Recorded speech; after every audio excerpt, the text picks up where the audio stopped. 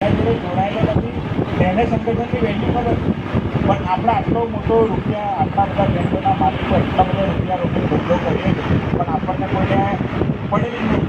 સંગઠન કેવું છે? સંગઠન આપણને દરેક વખતે કામ લાગે.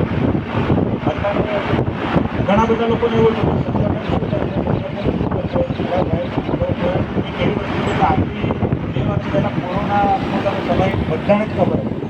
તો આખા ગુજરાતમાં આપણું એક સંગઠન એવું હતું કે જે રજિસ્ટર નહોતું પણ આપણું એક સંગઠન હતું ને એનું પેપરમાં પણ આવેલું કે ભાઈ આખા ગુજરાતમાં નર્મદા જિલ્લામાં આપણે કોઈ જગ્યાએ બેન નથી વાપરું કે બીજે નથી વાપરું પણ આપણે બધા ભેગા થઈ કોઈ એક જણ નહીં આપણે બધા ભેગા થઈ એ આપણે સરકારશ્રીને કલેક્ટર સાહેબને આવેદનપત્રને અરજી આપીને આપણે આપણો ધંધો ચાલુ કરાવ્યો.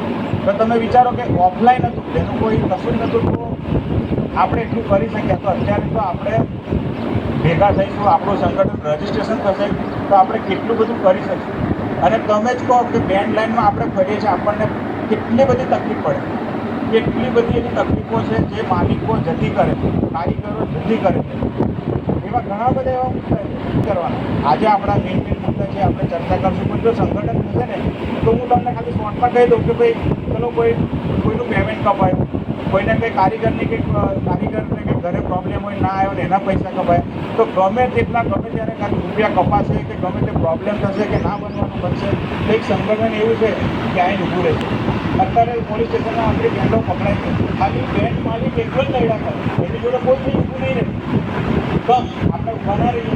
આપણે અને તમે વિચારો એક માલિક કેટલો ખર્ચો કરી બેઠો, દેવા લઈ ખર્ચો કરી બેઠો છે. તો આપણે સામાન્ય ગલ્લાવાળો હોય ને તો એની સિક્યુરિટી વિચારે આજે આપણે 20-20 લાખ રૂપિયા નાખીએ પણ આપણી કોઈ સિક્યુરિટી નથી.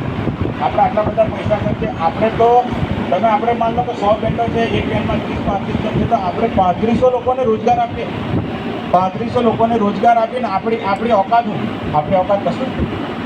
એટલે આ બધી વસ્તુ માટે સંગઠનના આપણે પહેલાં બી બધા બહુ ટ્રાય કર્યા કે સંગઠન બનાવીએ, કંઈક કરીએ પણ એનું અત્યાર સુધી કોઈ નિરાકરણ આવ્યું નથી. પણ આ વખતે એવું છે કે આ વખતે આપણે ગમે તે થાય બધા ભેગા થયા છે તો હવે આપણે સંગઠનનું આયોજન કરી સંગઠન રજિસ્ટ્રેશન માટે આપી દઈએ અને સંગઠન આપણું રેડી જ કરી દઈએ.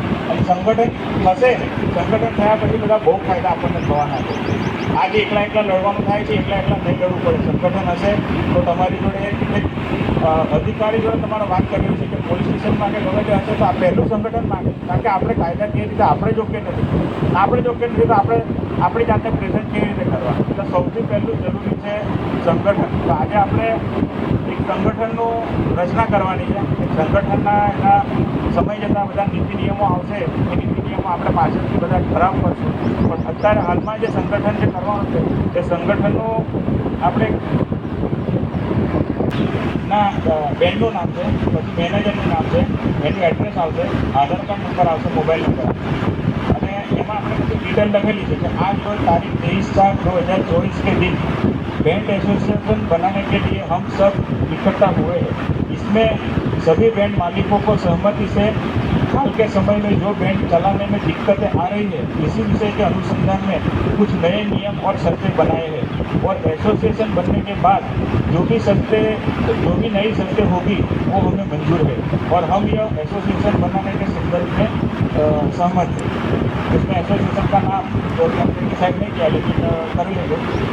और उसमें नीचे काफ़ी सारे मुद्दे हैं जो मुद्दे अभी फ़िलहाल लगता है कि हमें धंधा चलाने के लिए वो ज़रूरी है. तो अभी तो ये है कि हमको बिजनेस करना है, धंधा करना है, बस धंधा करने के साथ साथ एक लिमिट में धंधा करना है, लिमिट और एक डिसिप्लिन में धंधा करना है. काफ़ी सारे यूट्यूब में वीडियो डालते हैं तो हमारा कमेंट आता है कि भाई तुम पेड़ वालों की वजह से ये लोग ऐसा हो रहे हैं, बिगड़ रहे हैं, वैसा है. तो ये सब हमको अच्छा नहीं लगता. तो इसीलिए काफ़ी सारे नीति नियम है जो हम लोग लेने वाले हैं. तो उसमें से सबसे पहला जो हमारा नियम है वो है कंपटीशन. आज कंपटीशन होती है ना तो चलो मेरे पास हमारा प्रोजेक्ट उसका 2-3 प्रोग्राम वो खर्चा करने में निकल जाए.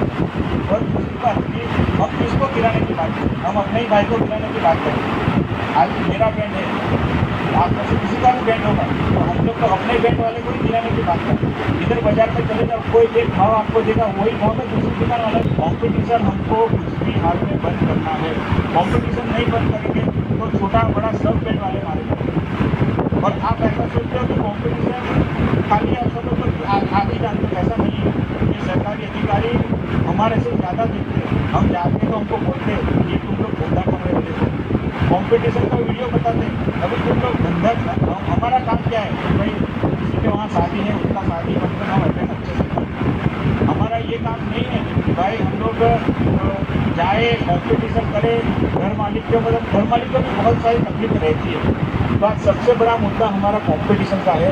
तो कंपटीशन मैं मेरे मन से ऐसा सोच रहा हूँ कि कंपटीशन बंद होना चाहिए। अभी आप सबको क्या लगता है, किसी का कुछ सजेशन हो कि भाई कंपटीशन बंद तो होगा लेकिन कैसे बंद करेंगे? अभी किसी को कुछ सजेशन है, किसी को कुछ बोलना है तो बोल सकता है कि भाई ये तरीके से हम लोग कंपटीशन बंद कर सकते हैं।